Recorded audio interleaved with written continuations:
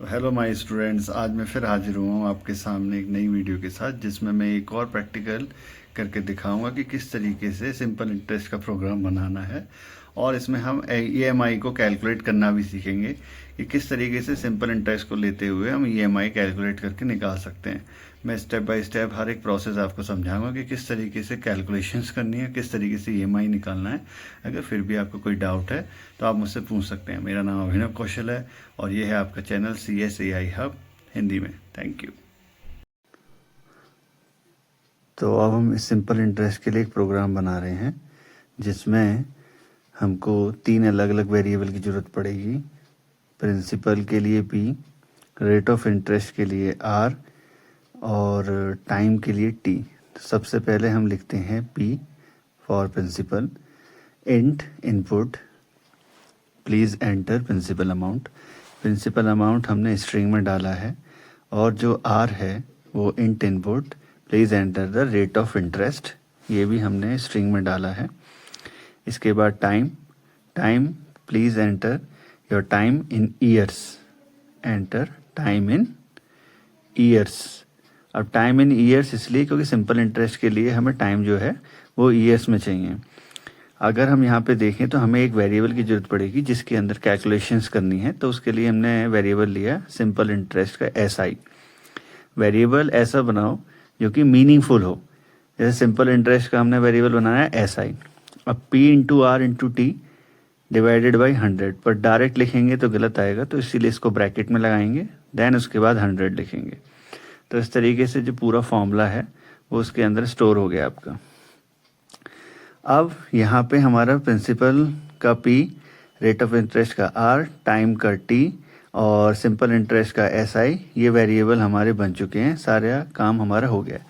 Now अब हमें क्या करना है कि जो भी आंसर है उसको प्रिंट करवाना है, डिस्प्ले करवाना है। तो डिस्प्ले हमें क्या करवाना है, अपना simple interest. Simple interest display करवाने के लिए सबसे पहले प्रिंट फंक्शन लगाएंगे। प्रिंट फंक्शन के बाद इन्वर्टेड कॉमास लगाएंगे। इन्वर्टेड कॉमा में लिखेंगे सिंपल इंटरेस्ट। अब सिंपल जो इंटरेस्ट हमने लिखा है वो एक मैसेज है, क्योंकि हम डिस्प्ले करवा रहे हैं सिंपल इंटरेस्ट, लेकिन सामने वाले को कैसे मालूम पड़ेगा कि सिंपल इंटरेस्ट है क्या है, तो इसीलिए हमने एक मैसेज लिखा सिंपल इंटरेस्ट इज, देन उसके बाद कॉमा लगाया, वेरिएबल लगाया, जिससे कि हम जब रिजल्ट डिस्प्ले करवाएंगे तो simple interest is equal to, और जो भी सिंपल इंटरेस्ट कैलकुलेट होके आएगा वेरिएबल में वो आपको यहाँ पे डिस्प्ले हो जाएगा। इसको हम देखें तो यहाँ पे please enter times in year दोनों इन्वर्टेड कॉमा में रखे हैं, और जैसे प्रिंट में देख रहे हैं तो ये भी इन्वर्टेड कॉमा में रखे हैं, क्योंकि ये सब क्या है, स्ट्रिंग है। यहाँ पे जितनी भी चीज़ें ग्रीन कलर की आपको दिखाई दे रही हैं वो एज इट इज़ प्रिंट होती हैं, क्योंकि ये सब क्या है, स्ट्रिंग, और स्ट्रिंग एज इट इज़ ही प्रिंट करवाने के लिए यूज़ करी जाती हैं।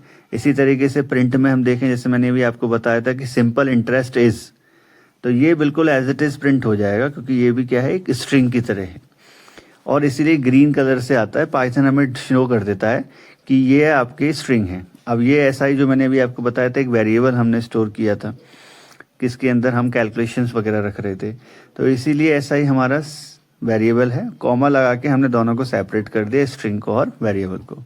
अब हम इसको रन करवाएंगे तो हमारा मैसेज आया सबसे पहले कि प्लीज़ एंटर प्रिंसिपल अमाउंट। हमने अमाउंट डाला 1 लाख रुपीज़। अब 1 लाख रुपीज़ जो हमारा अमाउंट है, उसके बाद एंटर द टाइम, या sorry enter the rate of interest, वो हमारा 8% हो गया। Enter the time in years, 2 year हो गया। तो सिंपल इंटरेस्ट जो कैलकुलेट करके आया 16,000 आपका सिंपल इंटरेस्ट कैलकुलेट करके आया। तो इस तरीके से आप देख रहे हो एक मैसेज भी प्रिंट हो गया सिंपल इंटरेस्ट इज करके, और फिर उसके बाद आपके वेरिएबल का जो भी रिजल्ट था वो आ गया। अब हम इस प्रोग्राम में थोड़ा सा और मॉडिफाई करते हैं। हम इसको EMI के लिए बनाएंगे। EMI के बनाने के लिए हमें मंथली टाइम चाहिए, दैट मीन जो टाइम है वो मंथ में चाहिए। तो उसके लिए हमने TM एक वेरिएबल बनाया टाइम इन मंथ्स के लिए, और जो T था उसको मल्टीप्लाई कर दिया 12 से, क्योंकि मंथ्स में निकालने के लिए टाइम को 12 से मल्टीप्लाई करना पड़ेगा, सिंपल सी बात है। ठीक है। अब यहाँ पे अगर हम देखें तो हमने जैसे 2 ईयर दिया था, तो 2 जो है वो ईयर्स में आ गया और 12 जो है मंथ्स में आ गया। तो इसको हम कैलकुलेट करेंगे तो ये हमारा 24 मंथ्स निकल के आ जाएगा। ठीक है, तो हमें ये कैलकुलेट करना है। मैंने देखो यहाँ पे लिखा भी है इसीलिए कि ये टाइम इन मंथ्स है, जिसको मैंने वेरिएबल बनाया TM, और years into time in years हो गया। तो 2 इंटू 12 हो गया आपका, तो 24 मंथ्स आपका सॉल्व होके आ जाएगा TM में, क्योंकि EMI के लिए हमें TM की ज़रूरत है। अब एक वेरिएबल की ज़रूरत है EMI निकालने के लिए, क्योंकि EMI जो है पर मंथ के हिसाब से निकलती है। ठीक है, एक वेरिएबल हमने बनाया EMI, और वो हम इसको यहाँ पे यूज़ करेंगे। देखते हैं कैसे।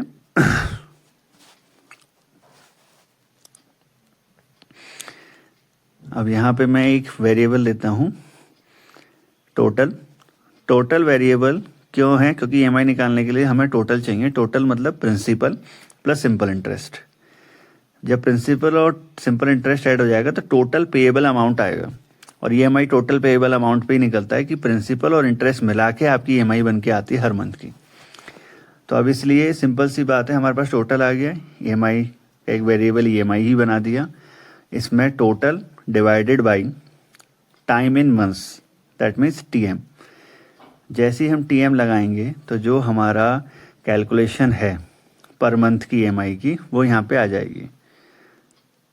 तो अगर आप देख सकते हो तो बहुत सिंपल सा प्रोसेस है। मैंने इजीली आपको स्टेप बाय स्टेप प्रोसेस करके बताया कि किस तरीके से सिंपल इंटरेस्ट निकालना है, फिर किस तरीके से टोटल निकालना है, देन हमें EMI वाला फॉर्मूला लगाना है। ठीक है, अब यहाँ पे हम मैसेज को थोड़ा सा चेंज कर देंगे, क्योंकि हम ये सिंपल इंटरेस्ट डिस्प्ले कर रहे थे, अब हम डिस्प्ले करेंगे EMI। तो योर EMI जो है इज़, अब योर EMI इज़, इसके बाद जो हमारा SI था उसकी जगह हमने वेरिएबल लगा दिया EMI, क्योंकि अब हमें SI डिस्प्ले करवाने की ज़रूरत नहीं है, हमें EMI डिस्प्ले करवाना है। तो मैसेज को आपने चेंज किया, अब इसको रन करवाएंगे, सेम वही, फिर से 1 लाख रुपीज़ लेंगे। 1 लाख रुपीज़ का हमारा लोन अमाउंट है, rate of interest 8%, time 2 years, तो 4,833 रुपये ये हमारी पर मंथ की EMI निकल के आई। अब यहीं अगर मैं देखूं, मैंने भी आपको बताया था ना, मैसेज कुछ भी लिख सकते हैं।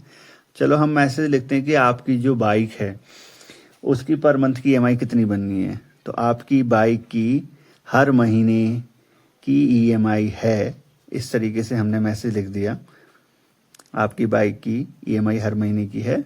तो अब जो हम डिस्प्ले करवाएंगे कैलकुलेशन सेम करके संग, तो वही मैसेज आपका डिस्प्ले होके आएगा, आपकी बाइक की EMI हर महीने की है 4,833। तो ये मैसेज था, ये मैंने इसीलिए लिखा ताकि आपको समझ में आ जाए कि ये कुछ नहीं है, मैसेज है जिससे हम यूज़र को समझा सकते हैं कि किस तरीके से डिस्प्ले करना है। तो hello my friends, my students, उम्मीद करता हूँ ये वीडियो आपको अच्छी लगी हो, प्रैक्टिकल आपके समझ में आ गया हो। अगर फिर भी कोई डाउट है, कोई पॉइंट है जहाँ पे आपको क्वेरी है, तो आप मुझसे कमेंट करके पूछ सकते हैं।